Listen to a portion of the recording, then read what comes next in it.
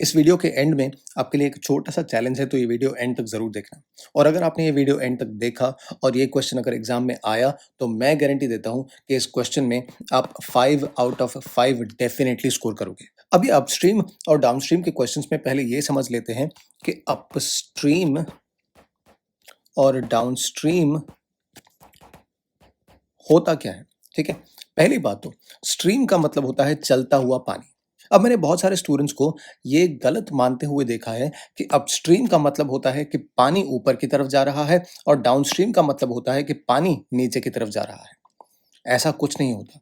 अगर मैं अपस्ट्रीम में पानी नीचे की तरफ जाते हुए दिखाऊँगा, तो डाउनस्ट्रीम में भी मैं पानी नीचे की तरफ जाते हुए दिखाऊँगा। तो ये जो अपस्ट्रीम और डाउनस्ट्रीम में ये जो वर्ड्स हैं अप और डाउन, ये किसे रेफर करते हैं? ये रेफर करते हैं पानी में चलने वाली चीज़ की डायरेक्शन को। यानी कि हमारे केस में ये जो मोटर बोट है उसकी डायरेक्शन को दिखा रहा है। तो अब अगर हमारी बोट पानी के ऑपोजिट डायरेक्शन में जा रही है, तो हम कहेंगे कि हमारी बोट अपस्ट्रीम जा रही है। और अगर हमारी बोट पानी के सेम डायरेक्शन में जा रही है, तो हम कहेंगे कि ये बोट डाउनस्ट्रीम जा रही है। अब देखते हैं हमारे क्वेश्चन में क्या दिया गया है। हमारे क्वेश्चन में है कि एक मोटर बोट है whose speed is 20 kilometres per hour in still water. मतलब हमारी बोट जो है अगर ऐसे पानी में चल रही होती जो पानी रुका हुआ है, मतलब स्ट्रीम नहीं है, स्टिल वाटर है, पानी रुका हुआ है, अगर ऐसे पानी में हमारी बोट चल रही है तो उसकी स्पीड है 20 किलोमीटर्स पर आवर। ठीक है, उतना हम लोग यहाँ पे लिख लेते हैं, स्पीड ऑफ बोट, यहाँ पे भी स्पीड ऑफ बोट, ठीक है, जो हमें दी गई है 20। अब अगर कोई चीज़ पानी के ऑपोजिट डायरेक्शन में जा रही है, तो डेफिनेटली उसकी जो स्पीड है, उसकी ओरिजिनल स्पीड से कम हो जाएगी, मतलब उसकी ओरिजिनल स्पीड में कुछ ना कुछ माइनस होगा। और अगर वही चीज़ पानी के सेम डायरेक्शन में जा रही है, तो उसकी ओरिजिनल स्पीड में कुछ ना कुछ डेफिनेटली प्लस होगा, मतलब उसकी स्पीड बढ़ेगी। ठीक है? अब मान लेते हैं कि हमारे जो पानी की स्पीड है, वो है 5 किलोमीटर्स पर आवर। ठीक है? दोनों ही केसेस में हमारे पानी की स्पीड है 5 किलोमीटर्स पर आवर। ठीक है? तो जब ये हमारी बोट पानी के ऑपोजिट डायरेक्शन में जाने लगेगी, अपस्ट्रीम जाने लगेगी, तो हमारे बोट की स्पीड हो जाएगी 20 माइनस 5, यानी कि 15 किलोमीटर्स पर आवर। अब अगर यही बोट पानी के सेम डायरेक्शन में आने लगती है, तो उसकी स्पीड बढ़ जाएगी। उसकी स्पीड कितनी हो जाएगी? 20 प्लस 5, यानी कि 25 किलोमीटर्स पर आवर। ठीक है? अब इसी लॉजिक से अगर मैं आपको बोलता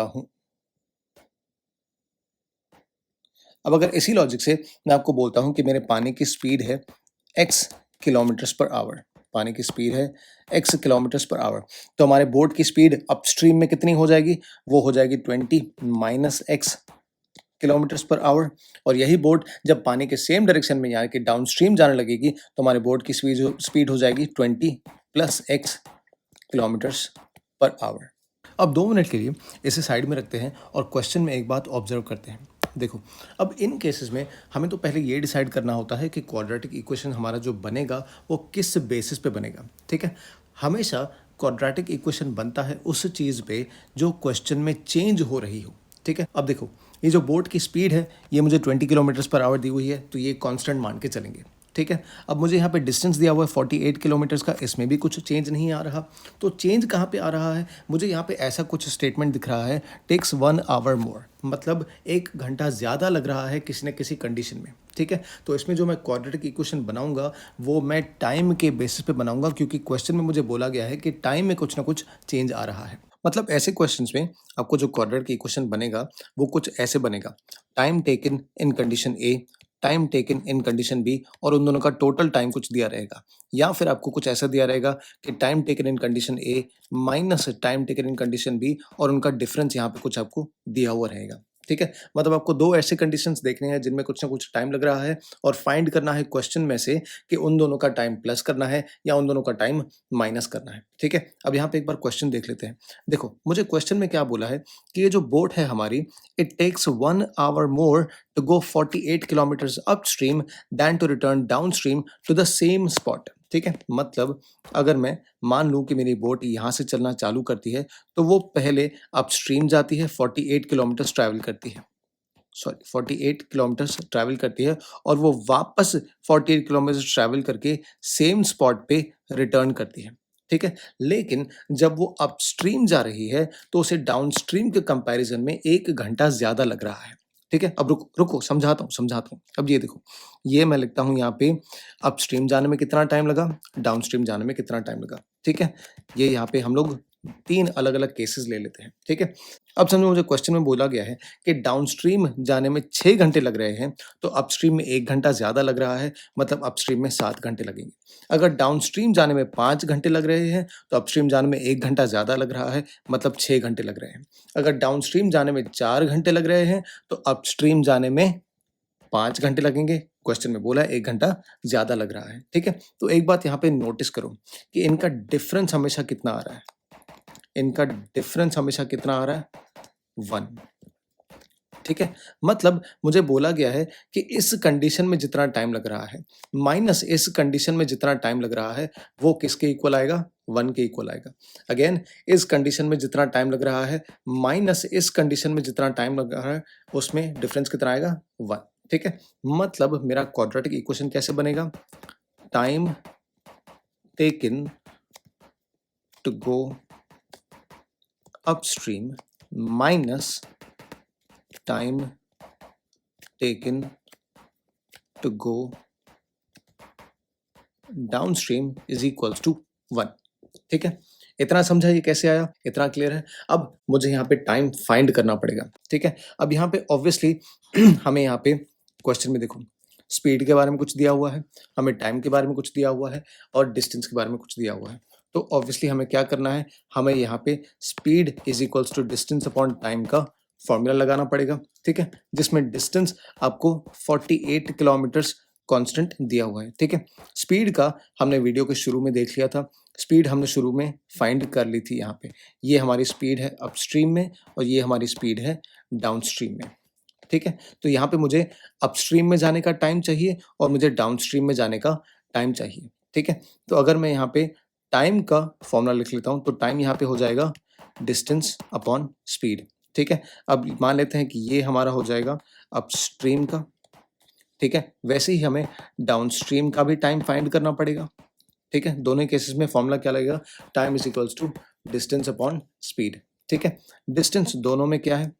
डिस्टेंस दोनों में है 48, ठीक है? स्पीड मेरा अपस्ट्रीम में क्या था? मेरा अपस्ट्रीम में स्पीड था 20 माइनस एक्स और मेरा जो डाउनस्ट्रीम में स्पीड था वो था 20 प्लस एक्स। बस अब आपको यही चीज़ लेनी है, यही चीज़ लेनी है और आपको इस इक्वेशन में फिट कर देनी है, ठीक है? यहाँ पे time taken to go upstream क्या हो जाएगा? 48 अपॉन 20 माइनस एक्स और time taken to go downstream कितना हो जाएगा? 48 अपॉन 20 प्लस एक्स, ठीक है? अब यहाँ पे हम लोग फिर वो इक्वेशन बना लेते हैं, ठीक है? तो मतलब मुझे बोला गया है कि अपस्ट्रीम में जितना टाइम लग रहा है 48 upon 20 minus x minus downstream में जितना टाइम लग रहा है 48 अपॉन 20 प्लस एक्स, दोनों का डिफरेंस कितना है? 1। बस अब ये बन गया, ये पूरा बन गया तो यहाँ से आपका क्वेश्चन बहुत ईज़ी हो जाता है। यहाँ से सिर्फ आपको ये फ्रैक्शन सॉल्व करना है और यहाँ से एक्स का वैल्यू निकालना है, ठीक है? तो इन दिस केस हम क्या करेंगे? हम इसका एलसीएम निकाल लेते हैं। तो ये बन जाएगा 48 अपॉन सॉरी ये बन जाएगा 48 times 20 plus X minus 48 times 20 minus X upon 20 minus X into 20 plus X equals to 1, ठीक है? फॉर नाउ इस चीज़ को हम लोग एक सेकंड के लिए छोड़ देते हैं। पहले डिनोमिनेटर जो है उसे हम लोग राइट हैंड साइड शिफ्ट कर देते हैं, ठीक है? एक एडवाइस देता हूँ, मैंने बहुत सारे बच्चों को देखा है, वो एक ही स्टेप में मल्टीपल कैलकुलेशंस करने की अटेम्प्ट करते हैं। वो क्या कर देंगे? ये ब्रैकेट भी एक्सपांड कर देंगे, उसी स्टेप में ये ब्रैकेट भी एक्सपांड कर देंगे, ये भी ध्यान में रखेंगे कि ये माइनस का 48 है, तो माइनस माइनस यहाँ पे प्लस हो जाएगा। उसी स्टेप में ये जो डिनोमिनेटर है यहाँ पे शिफ्ट कर देंगे। तो इन मल्टीपल कैलकुलेशंस के चक्कर में जब एक ही स्टेप में आप करते हो, तो यहीं पे आपके छोटे-छोटे जो है प्लस माइनस के मिस्टेक्स होते हैं, ठीक है? तो अपने दिमाग को कन्फ्यूज़ मत करो। ऑलरेडी एग्ज़ाम में आपके ऊपर प्रेशर रहता है पेपर टाइम पे ख़त्म करने का, क्वेश्चंस को समझने का, क्वेश्चंस को राइट आंसर देने का। तो प्लीज़ दिमाग के ऊपर इतना प्रेशर मत डालो और एक स्टेप में एक ही कैलकुलेशंस करो। भले ही वो कैलकुलेशन कितनी भी ईज़ी क्यों ना हो, पर फिर भी एक स्टेप में एक ही कैलकुलेशन करो। आप खुद को थैंक यू बोलोगे कि आपके पेपर में कोई भी सिली मिस्टेक नहीं हुआ। नहीं तो पेपर के बाद जैसे बाकी स्टूडेंट्स पछताते हैं, अरे मेरा प्लस में चला गया, अरे मेरा माइनस यहाँ पे लिखना था, वो रॉन्ग हो गया, वो आपका नहीं होगा।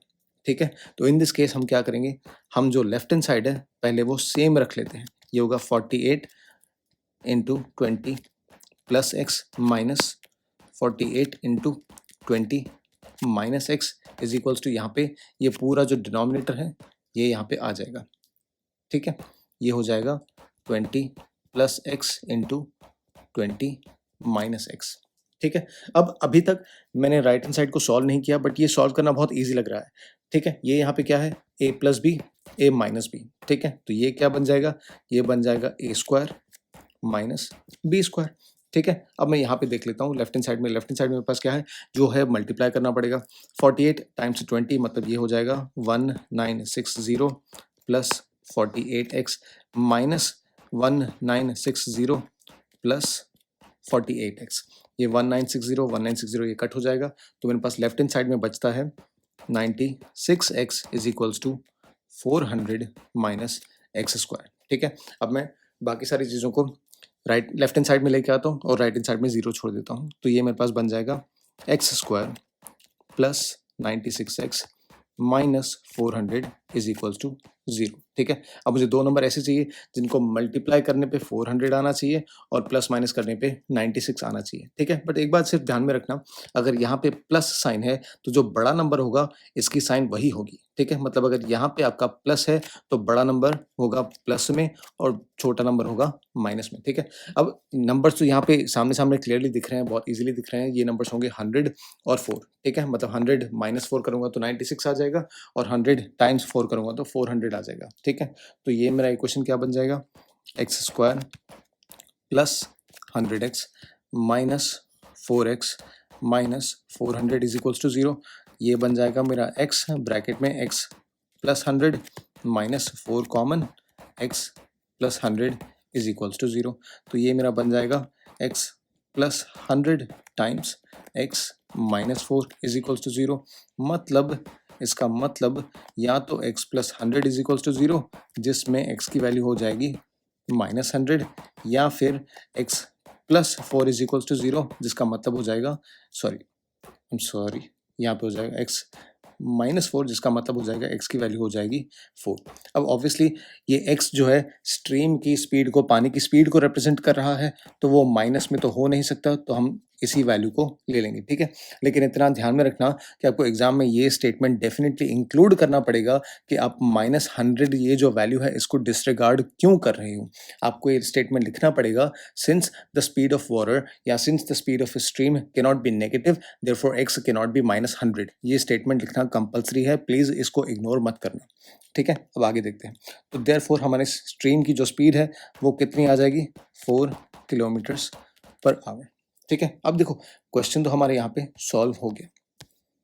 क्वेश्चन हमारा सॉल्व हो गया। यहाँ पे हमें क्वेश्चन में बोला था find the speed of the stream, तो वो हमने यहाँ पे फाइंड कर ली, x is equals to 4 kilometres per hour. ठीक है, अब मैं एक बार आपको पूरा ऊपर से नीचे तक क्वेश्चन दिखा देता हूँ। क्वेश्चन समझ के पहले खुद से ट्राई करना, उसके बाद अगर आपको चाहिए तो आप वीडियो पॉज करके कॉपी भी कर सकते हो। ठीक है,